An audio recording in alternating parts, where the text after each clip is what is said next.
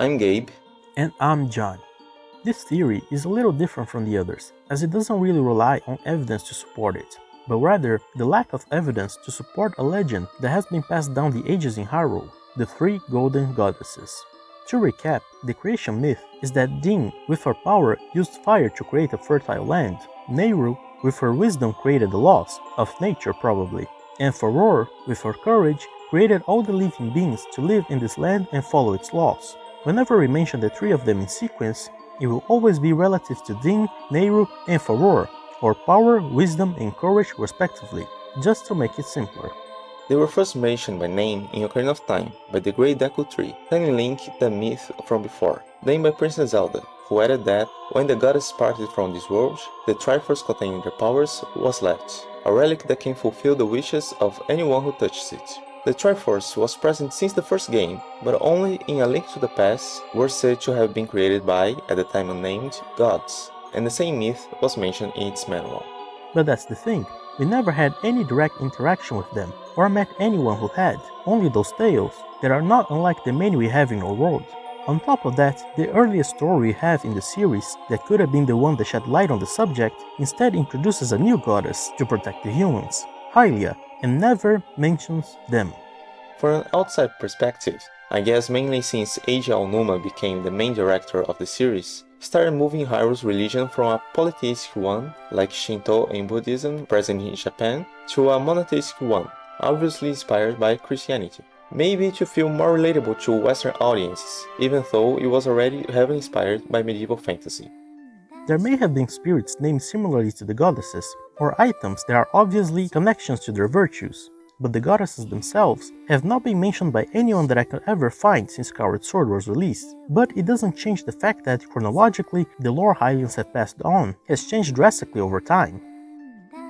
So I like to present an idea that has been on the back of my mind for a while. We'll paint a set of events of how the knowledge and beliefs of Hylians shifted through time, and you will be the judge if it sounds reasonable enough. Let me also remind you that even the games had given contradicting information, as the character's knowledge of one era got distorted over time, mostly because of what was told in Skyward Sword as well. Changes, such as the Triforce being left in the Sacred Realm by the goddesses at the place where they departed from Hyrule and is still hidden there in Ocarina of Time, but seem actually located inside the Sky Keep in Skyward Sword, maybe in the Sacred Realm, but placed there by Hylia to prevent the demon tribe from taking it. And the Master Sword was said to have been forged by the ancient sages in A Link to the Past, when it was in reality created as the Goddess Sword by Hylia and then reforged into the Master Sword by Link, with no mentions of sages in Skyward Sword.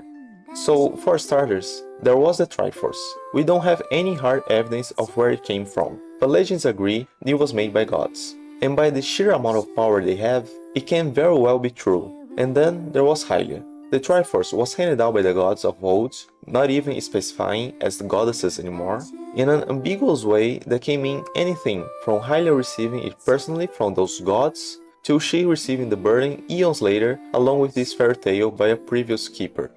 Hylia was definitely real, as we met characters that personally interacted with her, and she seems to have started speaking directly to the hero through the goddess statues present in Breath of the Wild. But she was probably not a goddess, like was mentioned with another character in another theory, at least not as we usually use the word. If she was as powerful as a god, defeating a simple demon or his hordes should be done with less than the blink of an eye. She was no human either, otherwise she could have used the Triforce herself to win demise. Though I still don't understand why she had the time to create a magical sword, hide it with the Triforce in an outcrop of land, and send it all skyward, with a bunch of people while setting several pieces of an overcomplicated plan on both surface and sky, instead of just grabbing the first peasant around and make them wish for Demise's destruction.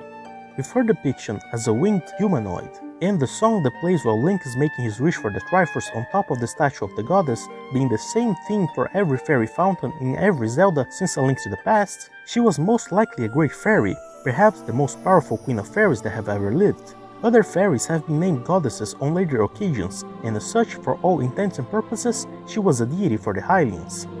Now, we always assume the other deities, spirits, dragons, or whatever, were named after the goddesses. But assuming they were not real to begin with, it must have been the other way around. As we said, the goddesses were never mentioned in Skyward Sword, so the name of the songs and their flames, used in reforging the goddess sword, were named after the dragons who guarded them. Din's flame, named after Eldin, Nehru's flame, named after Lanayru, and Faror's flame, named after Faron. The crests often associated with the goddesses would also be in reality belonging originally to the dragons.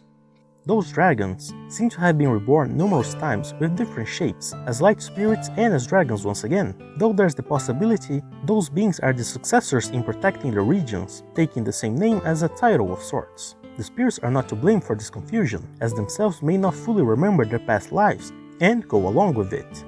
And people mixed up who they were, with their names changing to Dinral, Naydra, and Farosh by the time of Breath of the Wild. Lanayru was yellow and originally connected to electricity, but now they call Farosh the Electric One. They are considered protectors of each region, and while Farosh can be found in Lake Floria, he's the one who shows up closest to the desert, where Lanayru used to live. And it was not just the Hylians who made mistakes, as the Zora also traditionally used Nehru's symbol as their own, but what seemed to be their ancestors used to serve Pharaoh.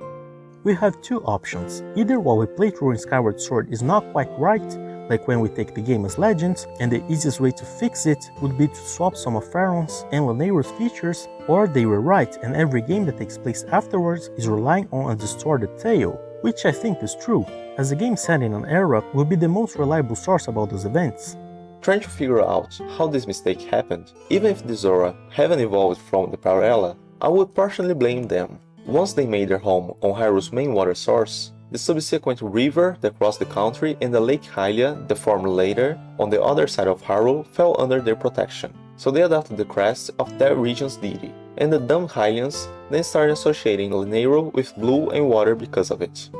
The only thing we know with absolute certainty about the Triforce is which piece contains power, wisdom, and courage, because we've seen them in use, but which deity, color, and element are connected to each piece has already been hearsay, or monuments created by people based on the same hearsay. It seems much more likely that the water and electric dragons were mistaken over ages than they changed roles halfway. The oracles could also be part of the cycle of rebirth if true, but it's more likely they were people named after the supposed goddesses and were imposed titles by their communities for their abilities. They are aware of their duties as oracles, but nobody seems to acknowledge their connection to the goddesses or the spirits, probably because in the eras they were born, those goddesses have been somewhat forgotten and not mentioned. Many, but like a lot of generations after the events of Skyward Sword, by the time of Ocarina of Time, Hylians have already forgotten about their original deity, who they even named themselves after, and mixed up that a goddess and 3 dragons that protected a golden relic were actually 3 golden goddesses that created the Triforce, and then Hylia went forgotten by ages, people worshipping the non-existent goddesses up until a lost old idol was recovered by a hero in the Adventure of Link, in a faraway region from the main Hyrule area we are used to visiting.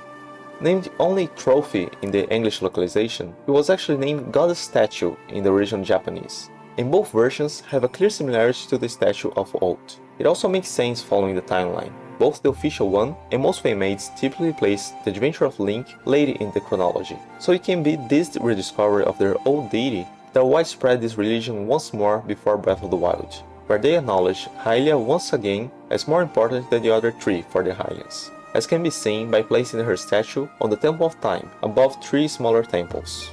Then Wind Waker in the middle could pose a problem to this whole idea, as we repeatedly told the gods decided to flood the land to prevent Ganon's takeover. But if they were to actually personally intervene, couldn't they just appoint a new hero, or simply deal with the threat, instead ruining the same country that they were trying to protect? In the engraving of the intro, the people's plea for the gods is shown them praying to the Triforce to save them, but an actual wish couldn't be made at the time, as the piece of power was in Ganondorf's possession.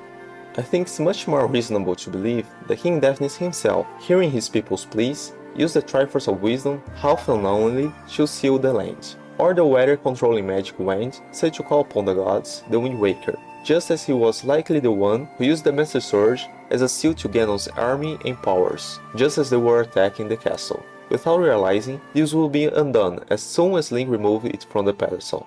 He was dealing with powerful magic without a complete understanding of its power, just like Zelda in Breath of the Wild had such an enormous power within her without knowing how to use it. though it could also have been some of the other gods that flooded the land, as we have two examples of weather gods in the same game, and in Skyward Sword we saw how easily Pharaoh could flood an entire area on a whim just to drown the monsters.